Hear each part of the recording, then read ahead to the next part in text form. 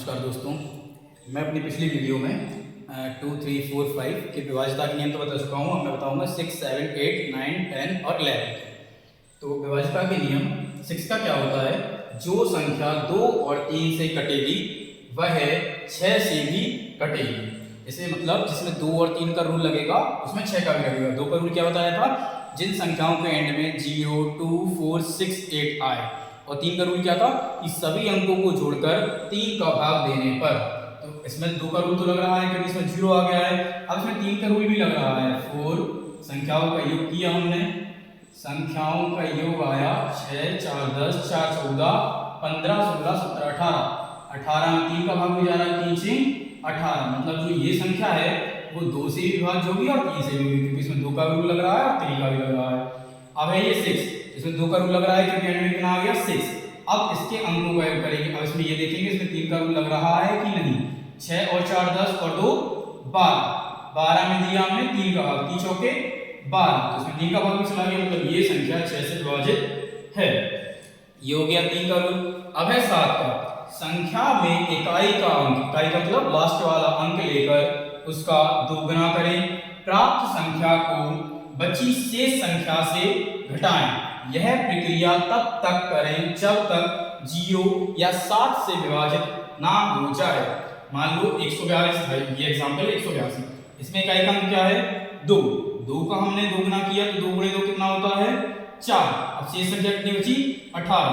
18 में से हमने 4 घटाया, कितना आया 14। 14 किससे विभाजित है 7 से, 7 दूनी 14। तो ये जो संख्या है वो किससे विभाजित हो जाएगी 7 से। दूसरा एग्जांपल, इकाई का अंक क्या है, इकाई का अंक है 7। 7 का दोगुना किया कितना आया 14। 7 का दोगुना 14। शेष संख्या कितनी बची इतनी। इसमें हमने 14 घटाया, कितना आया 12 में से 4 गया 8, यहाँ हो जाएगा 7, 7 में से 1 गया 6, यहाँ 1 का 1। ये 7 से भाग देंगे, 7 दूनी 14 और 7 चौके 28। मतलब ये जो संख्या है वो इससे विभाजित है 7 से। एक फिर 5 नंबर वाली, इसमें इकाई का अंक क्या है 3। 3 का दोगुना कितना होता है 6। पहले हमने 6 घटाया, कितना आया 0, 2, 8, 1। फिर हमने फिर घटाया, मतलब 0 में 2 का दोगुना किया तो आता है 0, फिर घटाया क्या आया 184। फिर इकाई का अंक लिया, इसमें कितना आया 2। इकाई का अंक लेकर शेष संख्या में से घटाया, शेष संख्या कितनी बचेगी 18। तो 18 में से 4 गए 14। 7 का भाग दिया 14 में, 7 दूनी 14। तो ये जो संख्या है उसमें कितना भाग चला जाएगा 7 का। अब ये है 6 नंबर की संख्या 2, 4, 7, 3, 3, 1। हमने क्या किया, इकाई का अंक नंबर लिया, उसका किया दोगुना, 1 गुणे 2 बराबर 2। शेष संख्या कितनी बची है ये, इसमें कहा है ना शेष संख्या से घटाने पर, शेष संख्या ये बची है। शेष संख्या में से 2 घटाया, कितना आया 1, और ये सेम टू सेम आ गया। फिर हमने लिया इकाई का अंक 1 का हमने किया दोगुना, कितना आया 2। शेष संख्या ये बची, शेष संख्या से घटाया, कितना आया 1, 7, 4, 2। अब क्या किया, फिर इसमें इकाई का अंक लिया तो आया 1, 1 into 2, 2। शेष संख्या कितनी बची 2, 4, 7। 2, 4, 7 से घटाया, कितना आएगा 2, 4, 5। सेम 7 का भाग देके देखेंगे, 7 दूनी, या अगर और करना चाहे तो और कर सकते हैं। जैसे इसमें इकाई का अंक हो गया, जैसे 2, 4, 5 आया था, अब इसमें इकाई का अंक हो गया 5। 5 का दोगुना कितना हो जाएगा 10। इसमें से घटाया 10, कितना आएगा कितना आएगा, शेष संख्या ये आएगी ना, तो इसमें से घटाया कितना आएगा 4 और 1। इसमें 7 से भाग देंगे कितनी बार जाएगा 7 दूनी 14। मतलब ये जो संख्या है वो किससे विभाजित हो जाएगी 7 से।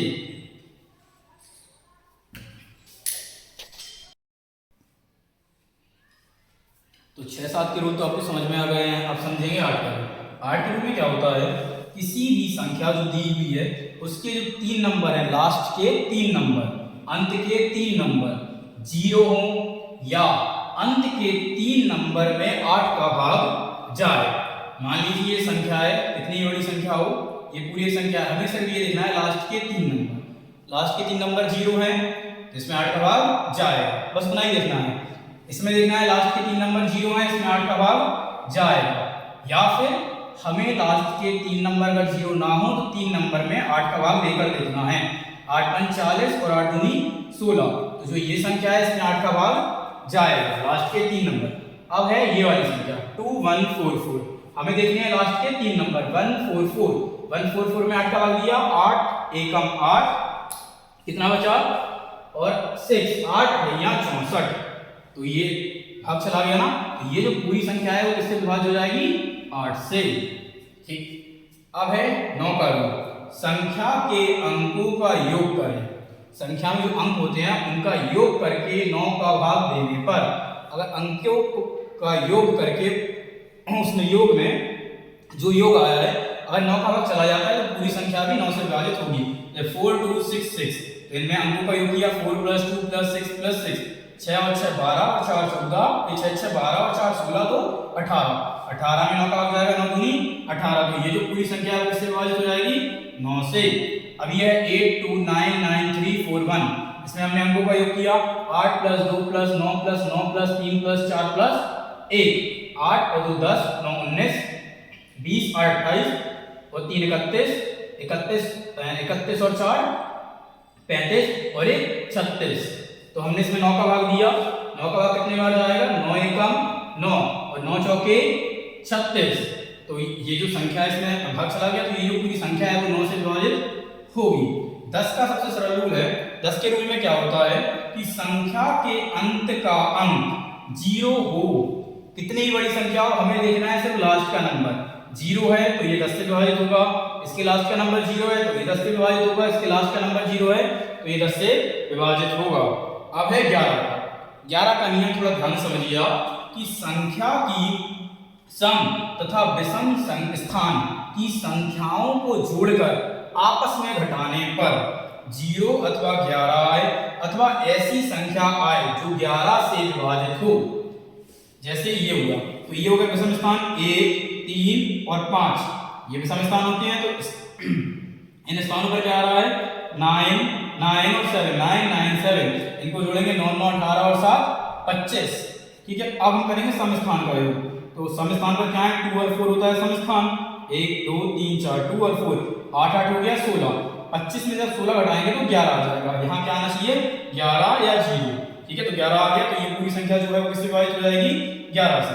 दूसरा एग्जांपल है 3 5 8 4 8 3 5 6 5, कितनी बड़ी संख्या हो सब में रूल लग जाएगा।